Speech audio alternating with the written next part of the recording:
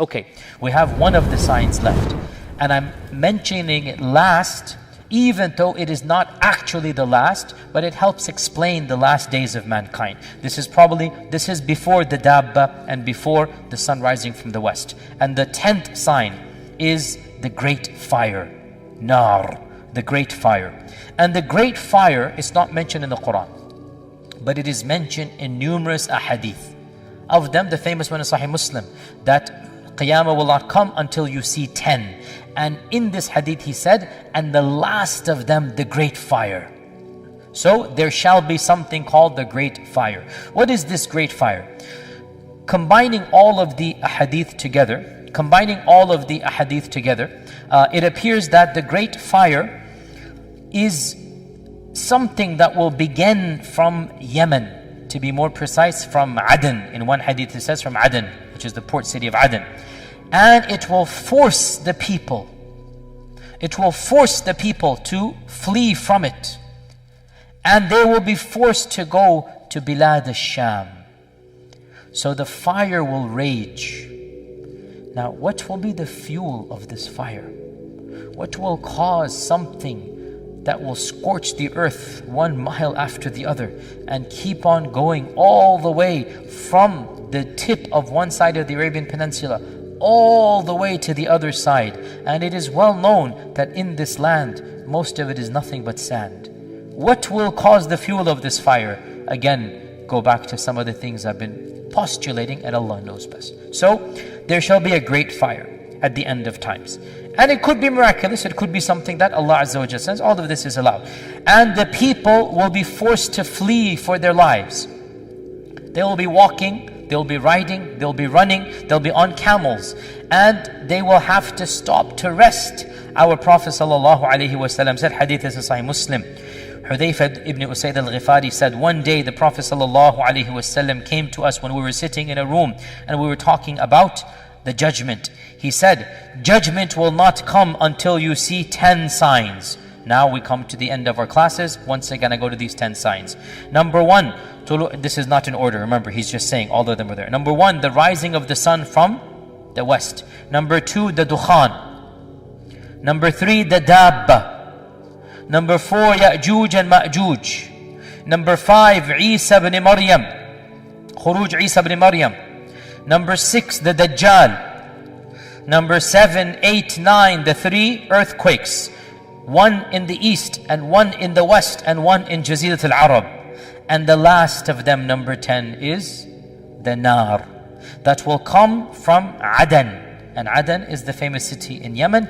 تَسُوقْ أَوْ تَحْشُرُ النَّاسِ. It will gather the people. تَبِيتُ مَعَهُمْ حَيْثُ بَاتُوا وَتُقِيلُ مَعَهُمْ حَيْثُ قَالُوا. And it will stop when they need to stop, and it will go when they're going to go. In other words, it is something that is truly miraculous, that it will force the people to flee, but in a manner that they can still rest a while. So they will go, because you cannot walk from Aden all the way to Bilad al-Sham except in 2-3 weeks. It's not going to be immediate. And in this course of time, people will be forced to rest. When they rest, the fire will rest with them. When they wake up, they'll be forced to move again until they stop, and they will continue to do this. Now, once again, it appears that these people are simply not believers, because other ahadith tell us that judgment will not come upon believers. And with respect to Bilad al-Sham, with respect to modern day, Syria, and again, when we say Sham, frankly, most likely it is Aqsa. When we say Sham, don't think of the modern country Syria, because that was what the classical Arabs call that entire region.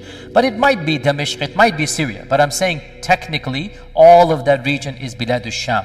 Our Prophet ﷺ one day, hadith is authentic, Muslim Ahmad, he pointed to the north, which is Bilad al-Sham, and he pointed to Sham, and he said, in that direction you will be gathered. In that direction is Ardul Mahshar.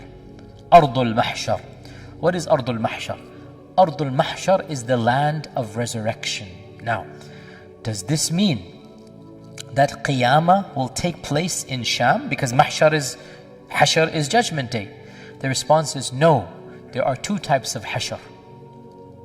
there is the final showdown, hashr of this dunya, and then there is the hashr of judgment day in the next life. بعد الموت, بعد the trumpet and whatnot. The hashr of this dunya, there is no qiyamah, it's just a death. And that's what he's talking about, the ard al-mahshar. All of the last remnants of mankind will be gathered in one place. All of mankind, whoever remains, will be gathered in one place. And that is why it is called what? Ardul Mahshar. What will that land be? Biladul Sham. Biladul Sham. And so they will continue to go there until finally they are all gathered in one place, and then the final very end of mankind will take place, and that is the trumpet being blown. And we'll talk about that right now, inshallah ta'ala. But before we get there, one of the things that has caused me to pause and contemplate for many, many years, and these are topics that I have been reading about and thinking about and reflecting about for literally 20 years of my life, thinking about these issues and whatnot. And one of the things that has caused me consternation, to say the least, is the fact that there seems to be absolutely no mention of lands and regions far away from that central areas. And the reason why this brings great consternation is because I happen to be living in some of those lands that are very, very far away and seem to have absolutely no mention whatsoever. It's as if everything is simply gone. All of the events, everything is now back to where civilization began. And I have no solid explanation, Allahu A'lam, other than to say the only thing, there are no humans left except in that region. And that is terrifying, even as it explains a lot about what we are reading. And Allah knows best. I don't know what to say. Really, I don't. There's no mention of any land, not even Africa, Egypt, China. These were names that the Arabs knew, the Prophet ﷺ knew. It's not as if we can say, okay, this land was quote unquote undiscovered. Okay, how about Egypt, Masr? Right? How about other lands? How about Sin and Hind? Nothing is mentioned at all. We're talking about the last days of mankind. We're talking about Isa and Mahdi and Dajjal. It's really this area and only this area. This meaning? Which area? Bilad al-Sham in the Middle East overall. Hijaz, whatnot, Makkah, Medina, all that. It seems that will be the only region left. And at one level it does make sense. Because where are the big powers and where will things happen when they happen? At one level it makes sense. Allahumma sallim.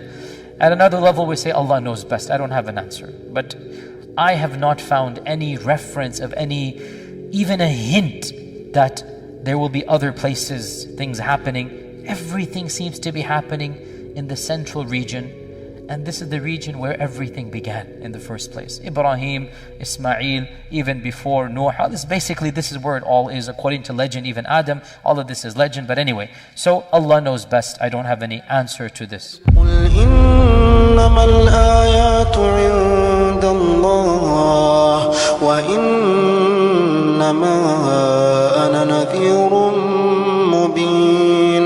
أولم يكفهم أنا أنزلنا عليك الكتاب يتلى عليهم إن في ذلك لرحمة وذكرى لقوم يؤمنون قل كفى بالله بيني وبينكم شهيدا يعلم ما في السماوات والأرض والذين آمنوا بالباطل وكفروا بالله أولئك هم الخاسرون ويستعجلونك بالعذاب ولولا أجل مسمى لجاءهم العذاب وليأتينهم بغتة وهم لا يشعرون يستعجلونك بالعذاب وإن جهنم لمحيطة بالكافرين يوم يغشاهم العذاب من فوقهم ومن تحت أرجلهم ويقول ذوقوا ما كنتم تعملون يا عبادي الذين آمنوا إن أرضي واسعة فإياي فاعبدون كل نفس